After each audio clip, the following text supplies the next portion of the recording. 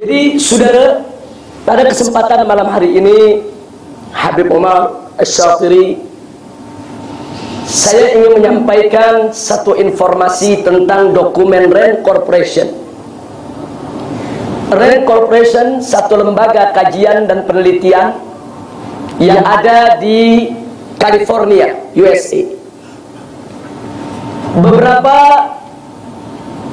dekade terakhir dia melakukan penelitian di berbagai negeri-negeri Islam, khususnya di Indonesia dan di negeri-negeri lainnya. Singkat cerita, RAND Corporation membuat satu kajian, penelitian, membuat kesimpulan, dan kesimpulan itu diberikan kepada Pentagon.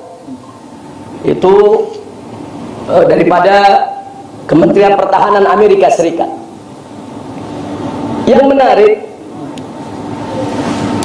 di dalam dokumen RAND Corporation yang digunakan oleh 15 negara, 15 intelijen dari badan intelijen daripada 15 negara di Eropa, termasuk Amerika Serikat. Yang menarik di RAND Corporation, di sana dibuat pembagian terhadap umat Islam. Taqsimul muslimin fi nadharil gharbi, pembagian umat Islam dalam pandangan orang Barat. Mereka membagi umat Islam menjadi 4 kelompok, 4 golongan.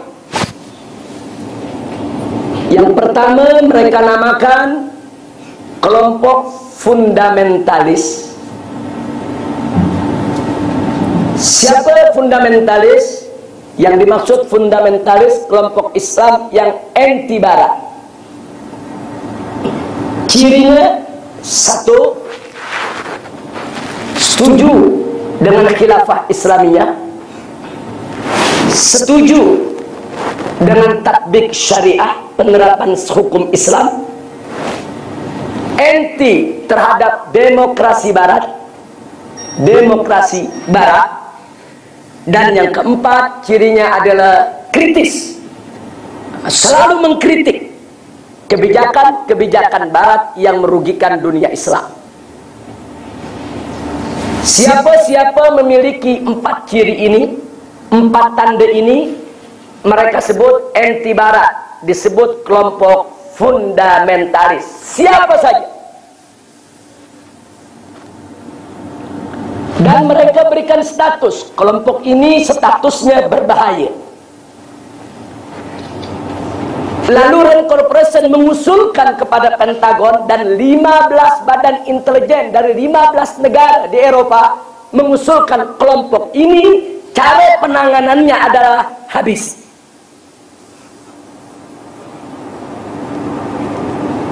Kelompok yang kedua yaitu kelompok modernis. Modernis yang dimaksud oleh kita dengan modernis yang dimaksud oleh mereka berbeza. Kalau kita mengatakan modernis, modern, mungkin maksud kita tidak kolot, tidak konservatif, pembaharu. Tapi modernis yang dimaksud oleh orang Barat terhadap umat Islam adalah kelompok yang pro terhadap Barat. Pro terhadap Barat. Cirinya anti terhadap khilafah Islamiyah, anti terhadap penerapan syariat Islam, pro terhadap demokrasi Barat, dan yang keempat, tapi sungguh pun pro Barat, mereka masih tetap suka mengkritik Barat terhadap persoalan-persoalan yang mereka tidak setuju. Kelompok ini diberi statusnya aman, tidak berbahaya. Diusulkan agar kelompok ini dipelihara, dijaga, karena kelompok ini sangat menguntungkan Barat. Jadi kita ini umat Islam dibagi oleh Barat berdasarkan kepentingan mereka, bukan berdasarkan pengetahuan ilmiah, bukan berdasarkan kemampuan pendidikan, bukan berdasarkan kesejahteraan ekonominya, bukan. Berdasarkan mana yang menguntungkan Barat, mana yang merugikan Barat. Yang ketiga yaitu kelompok liberalis. Kelompok liberalis adalah kelompok yang menjadi kaki tangan barat, bukan setakat pro, bahkan kaki tangan, menjadi antek umala. Nah, kelompok ini cirinya satu, sama dengan modernis, anti terhadap khilafah Islamiyah. Dua, anti terhadap pelaksanaan syariat Islam.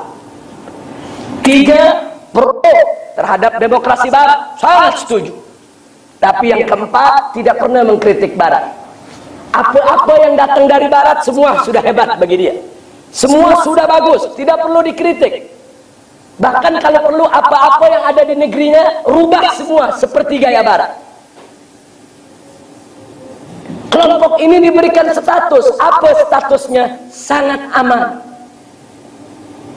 Lalu bagaimana penanganannya? Cara penanganannya adalah besarkan, bukan sekedar dijaga, dibesarkan. Diberikan bantuan finansial, diberikan sokongan, diberikan dukungan, diberikan fasilitas, diberikan segala macam untuk membesarkan golongan ini di mana-mana negeri Islam. Yang terakhir, yang keempat, kelompok yang disebut tradisionalis. Kalau saya dan kawan-kawan selama ini di Indonesia sebut tradisionalis, ini kelompok salafiyah, kelompok yang tak pedulilah dengan politik, yang penting belajar, mendalami agama. Tapi bagi kacamata barat tidak setakat itu. Yang disebut kelompok tradisionalis adalah kelompok yang netral terhadap barat. Apa maksudnya netral terhadap barat? Cirinya satu, kelompok ini kalau ditanya setujukah Anda dengan khilafah Islamiyah, dia setuju. Kalau ditanya setujukah Anda dengan penerapan hukum Islam, dia setuju. Kalau ditanya setujukah Anda dengan demokrasi barat, setuju juga. Jadi ini kelompok semua serba setuju. Karena dalam pandangannya demokrasi barat itu sama dengan ajaran, dengan sistem Islam yang ada dalam pandangan mereka. Bukan mereka mudabdab, tapi mereka polos, lugu. Mereka tidak paham politik, mereka tidak paham peta pergerakan. Tapi ciri yang keempat, mereka tetap kritis terhadap pengaruh-pengaruh barat. Mana budaya-budaya barat yang tak sesuai dengan Islam, mereka tolak. Nah, kelompok ini diberikan statusnya waspada, hati-hati. Kenapa? Karena kelompok ini punya 4 ciri, yang 3 sama dengan kelompok fundamentalis. Sama-sama dukung khilafah, sama-sama dukung syariat, sama-sama yaitu mengkritiki kebijakan barat. Bezanya cuma satu. Yang satu anti terhadap demokrasi barat, yang ini terhadap demokrasi barat tidak anti. Sehingga di kacamata barat dalam dokumen Restoration Cooperation diingatkan ini harus diwaspadai, harus diawasi, hati-hati. Sebab kelompok ini kalau bergaul, berteman dengan kelompok fundamentalis bisa berubah jadi fundamentalis. Lalu bagaimana cara menanganinya? Harus dirangkul. Kalau perlu diadu domba, biar mereka baku hantam dengan kelompok fundamentalis. Kenapa?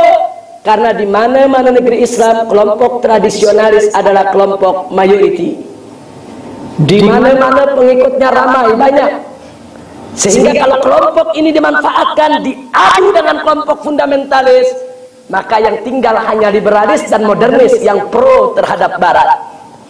Maka itu di Indonesia, mana-mana kelompok yang dianggap fundamentalis, mana-mana kelompok yang dianggap tradisionalis, diadu biar mereka bertumbuh, biar mereka bergaduh.